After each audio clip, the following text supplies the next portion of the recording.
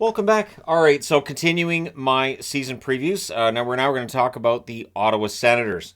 So the Sens have had a busy offseason. A lot of speculation about what they're going to be like going into this season, and of course the DeBrincat discussion did end up with him being traded, and we will discuss that as well. But this is a team that finished 39, 35, and 8. They were above 500, which has been a struggle for them in recent years. So that's progress. But finishing 21st overall, ultimately it's seen as a disappointing result. This is a team that really needs to have that consistency both at home and on the road. And they need some improvement from their defensive numbers and their goaltending, which, with moves made and players getting older, they're hoping that that's something that fixes itself this year. Their goals scored and goals against really then are kind of surprising when you look at the special teams numbers. They're good on the special teams. Power play, 23.5%. That was very good, and I think it could get better this year. And their penalty kill, 80.1%. That's not bad either. So their special teams weren't hurting them this past season. 5-on-5 play a little bit, yep. But the last time this team made the playoffs was 2017. So we're now up to 7 years, right? We're going into the 2023-2024 season. So yeah, 7 years in between playoff appearances. That's pretty much as far as you're going to want to get. So I think there's a lot of pressure on this team this year. That was also the last time they won a round. Now, Stanley Cups, and this is something I've discussed on this channel before. I'll discuss it again here. This franchise does not have a Stanley Cup since coming into the league in 1992. The city of Ottawa, with the previous Ottawa Senators, there are Stanley Cup championships there. So this franchise doesn't have those. I know they have banners and all that, but that was the previous Ottawa Senators who moved to St. Louis in the early 1930s.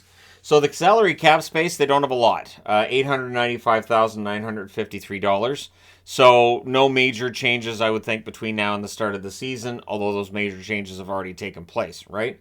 And when you look at their top scorers, this is where things get a bit interesting because, of course, DeBrincat's out. But there's a familiar name that should be back in their top 5 scoring this year who missed most of last season with injury.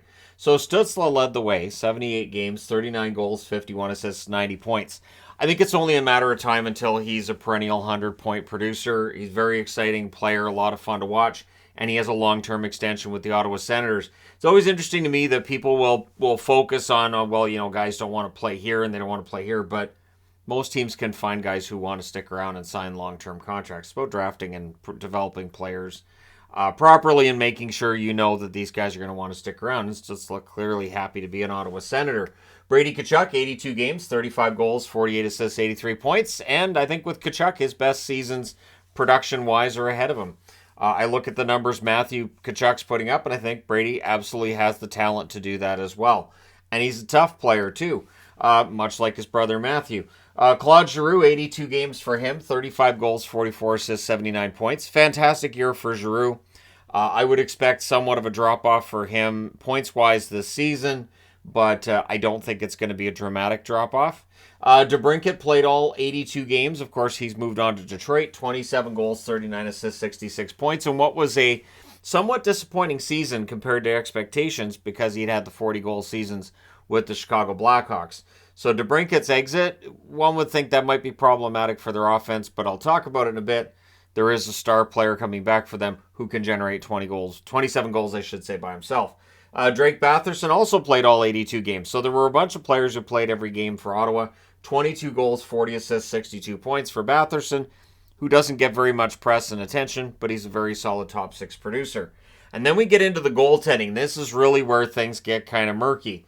So Talbot played 36 games this past season, a 17-14-2 record, 898 save percentage. But the advanced stats would tell you Talbot was actually pretty good. The defense in front of him was not. So Talbot moves on from Ottawa. It was pretty clear down the stretch he wasn't going to stay in Ottawa next year. Forsberg, 28 games, 11-11-2 record, 902 save percentage. He missed a large portion of the season with injury last year.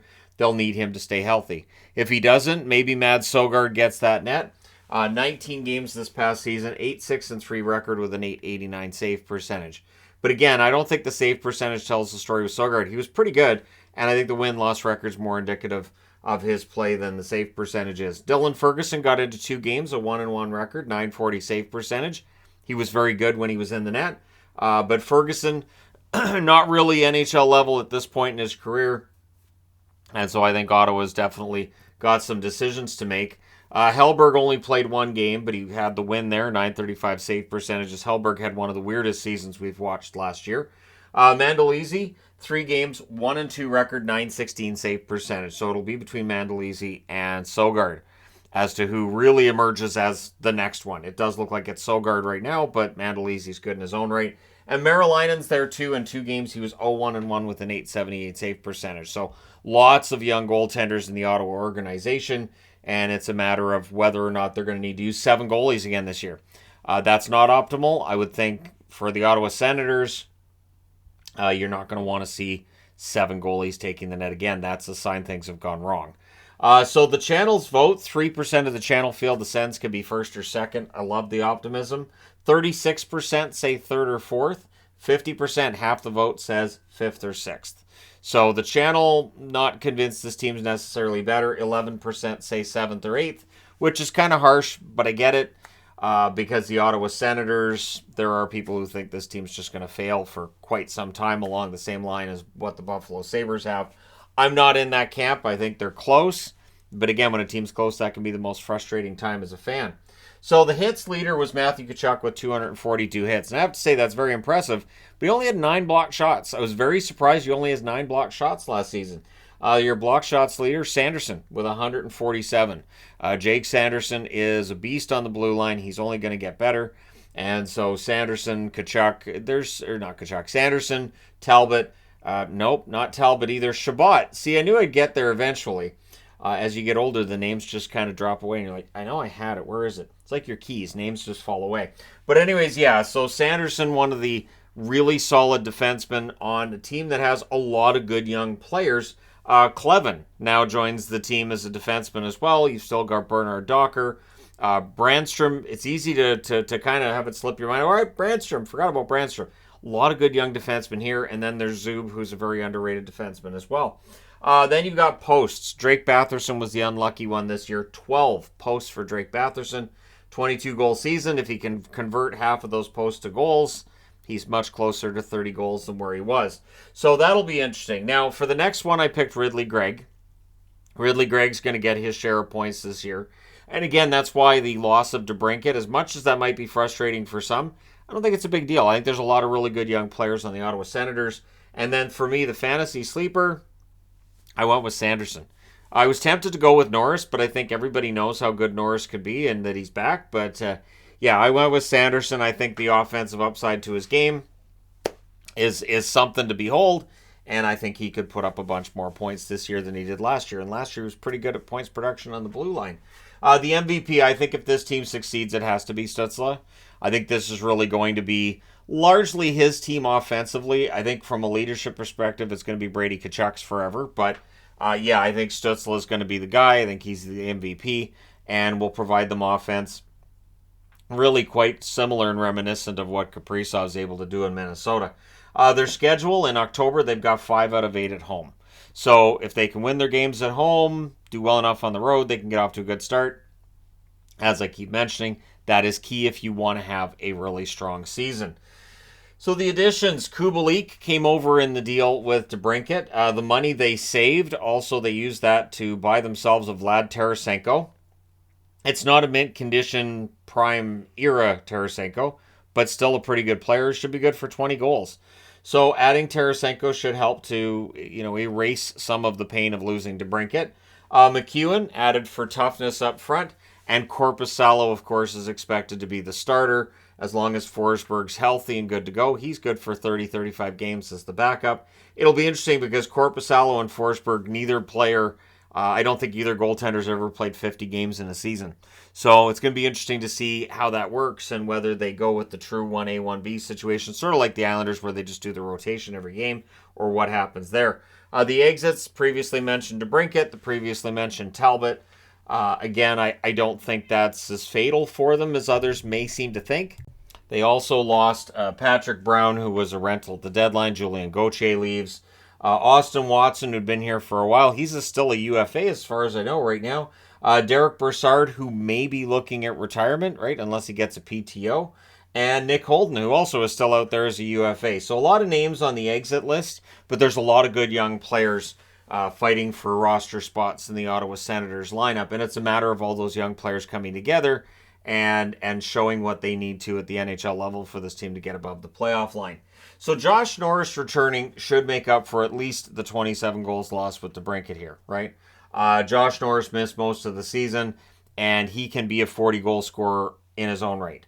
So if Norris comes back, plays the way we know that he can, and Stützle takes that next step, ends up at 100 points, you're going to have a very entertaining Ottawa team that can score themselves some goals. One question mark I have is, so Pinto's likely the third-line center. He had an up-and-down season this past year. Where does Pinto actually slot into the lineup? And did the offensive, stylings he showed at points last year, does that give him maybe more of a shot at playing higher up in the lineup than expected a couple of years ago? The young defense is really going to decide whether or not this team succeeds. If we see some kind of sophomore jinx for Sanderson, if we see Brandstrom have any kind of struggles, it's going to get very difficult for this team. But that being said, Sanderson's game should be immune to that, really. He is a good two-way defenseman, understands the game. His dad played in the NHL. That may help players coming in, having a dad that can tell them, hey, here's what you're going to expect, here's how things are going to work, and giving them tips along the way, right? I do wonder if DJ Smith has a short leash. I also wonder if Pierre Dorion has a short leash, right? So Smith's record as head coach, 120 wins, 139 regulation losses, 32 losses in overtime or shootouts.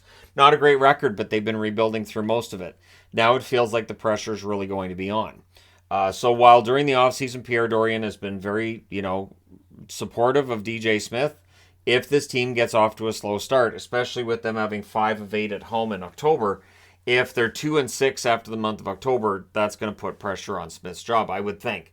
I would think he's one of the coaches on a hot seat because they can't afford to lose another season. And the slow starts have been killing the Ottawa Senators during the regular season. They have had a hard time out of the gate.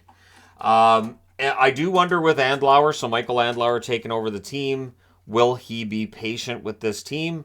Will he come in saying, I want playoffs? And so that's the question mark I have with Andlauer is what kind of owner is he going to be? That's always the question mark, right? Will he be a hands-off owner, just says, yeah, the team will take care of itself, or will he be very hands-on, especially out of the gate, and say, I want the guys that I trust in these positions, and that could affect guys like Smith and Dorion, right? The best points percentage this team has had since 2016-2017, which again was the last time they made the playoffs. Ottawa had a good year, but it wasn't good enough. They did not make the playoffs. So the playoffs are the goal this year. That is the plan. And again, when a team goes into a rebuild, when they come out, it can be really tough to track that and track how long that's going to take. One thing that I do wonder is how many goals this team might score, because again, they had 3.16 goals per game this past season. I think if Norris comes back and he can stay healthy, and again, if we see that progression from guys like Tkachuk and Stützle, they could be at 3.5 goals per game, which would help to cover some of maybe the defensive miscues if they're still there. But they do have a solid goaltending tandem. Korpisalo had a very good year this past season, split between Columbus and LA, so if he can carry that on, they might be in good shape. Let me know your thoughts in the comments section below as always. Are you glass half full and saying third or fourth is possible? Or are you glass half empty and saying, nope, they're going to stay right where they were? Don't forget to hit like and subscribe if you're browsing your way through. You just happened upon this video. Thank you guys so much for watching, for all your support. I will talk to you again soon.